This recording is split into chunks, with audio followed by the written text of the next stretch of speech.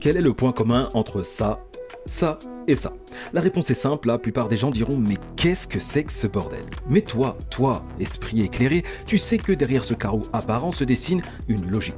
Tu sais certainement que le carnage dans ta chambre, ton armoire, tes papiers, ton bureau ou que sais-je, c'est pas du bordel, c'est THE bordel. Une organisation millimétrée, un agencement implacable auquel la pensée d'autrui est totalement hermétique. Et ceci fait de toi l'élu. Celui qui, sans le savoir, n'a pas jeté un t-shirt de plus sur son lit, mais les bases de la théorie du chaos.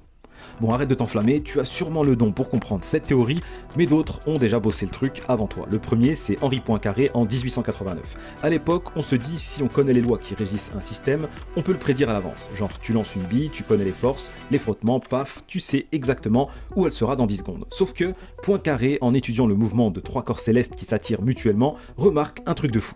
Même avec des lois simples, les équations deviennent rapidement imprévisibles. Une petite variation dans les conditions de départ, et le résultat change complètement.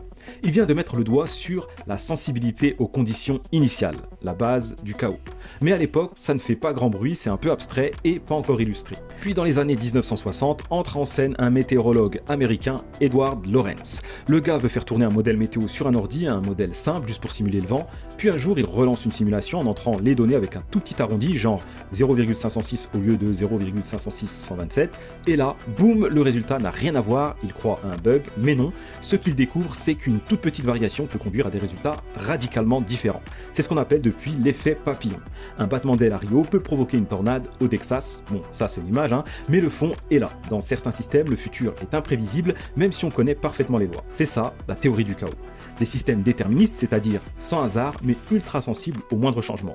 Et aujourd'hui on en retrouve partout, en météo, en économie, en écologie, en biologie, dans ta chambre, etc. Et surtout, il y a l'attracteur de Lorentz, une figure mathématique fascinante née de ses équations. Quand on trace l'évolution de l'état d'un système dans l'espace, on obtient une forme étrange qui ressemble à deux ailes de papillon. Elle n'est jamais exactement la même, mais reste confinée dans une zone définie. Ça montre donc que le système a l'air d'évoluer aléatoirement, mais en fait, il reste circonscrit dans cette zone. C'est comme un chaos organisé. Des trajectoires qui ne se répètent jamais, mais qui ne partent pas non plus dans tous les sens. Alors la prochaine fois que quelqu'un vient t'embrouiller pour du désordre, tu lui expliqueras que tout est parfaitement rangé.